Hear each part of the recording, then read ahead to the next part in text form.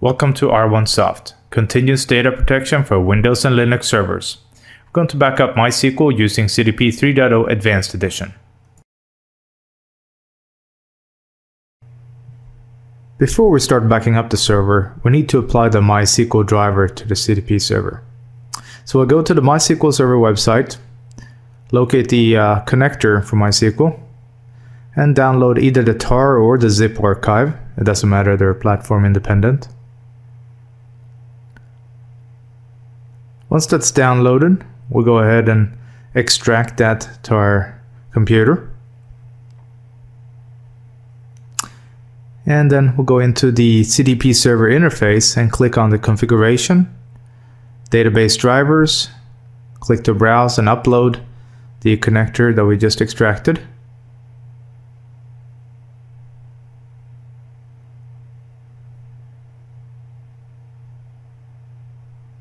Click upload, and once uploaded, it will indicate that it was applied successfully. Once the driver has been applied, we can go ahead and create a backup policy which will protect the files and databases on this server. We'll go ahead and log into the CDP server console. The first time you log into the CDP server, you get presented with the license activation, either using the trial license or a permanent license key. And then you go ahead and create the disk safe. The disk safe is a backup location where all the backup data will be stored. An agent can have multiple disk safes. So when you create a new disk safe, click Create New Disk Safe, give the disk safe a name, specify the path of the disk safe, what type of compression you're going to use. You can either protect all devices or a specific device, so either all drives or just a specific drive, and also check off to protect the storage configuration so that it will back up the partition tables. The next thing we'll do is to create a data protection policy. Under the policy, we go ahead and create new policy, give the policy a name, make sure it's enabled. In this case, we're going to do an hourly backup, so we'll give it the name hourly and description hourly.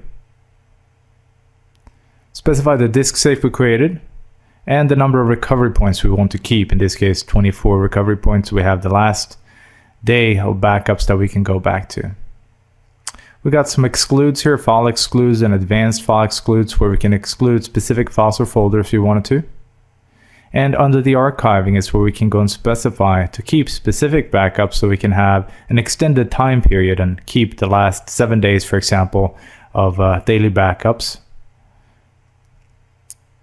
If we wanted to keep some weekly backups, we then go and say I want to keep the Sunday backups, and I want to keep and have that start at a certain hour.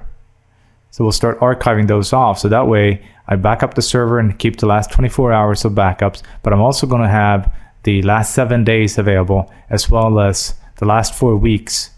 And then I can go and say for my monthly backups, or for my monthly archiving, it's going to keep the last 12 recovery points, so I have a full year available.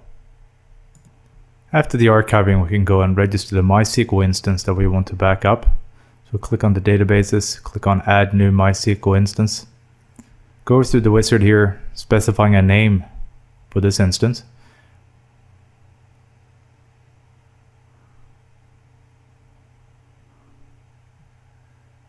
If you want to use an alternate IP or hostname, you can do so. Specifying the credentials you're going to use to connect to that instance.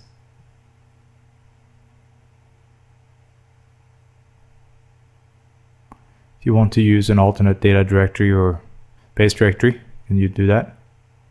You can either back up all databases or specific databases, and it will then be listed out here. In this case, we're backing up all databases, giving you a summary, and then you go ahead and create, and then click Save. We go and click Edit here. We can go back and then see, expand out. We'll see the instance, we'll see the databases that are being backed up.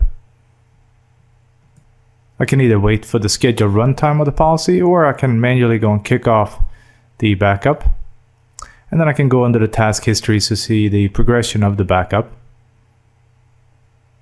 Here we can then see the number of devices that have been replicated, we'll be able to see the average throughput, roughly how much time we have left there, and how much space have been replicated so far. Based on my data protection policy, the server will now be backed up every hour. I will have the last 24 hours of hourly backups, the last week of daily, and I will also have the last 4 Sundays of backups, as well as the last of each month for a full year. So I can recover the whole system, performing a bare metal restore, restoring any file or folder, or restoring a MySQL database or table from any of those recovery points.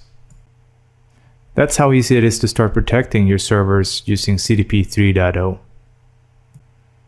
Thank you for taking the time to look at R1Soft and the CDP server software. If you'd like to find out more about R1Soft or the CDP server software, please visit www.r1soft.com, or you can contact your sales rep at sales@r1soft.com.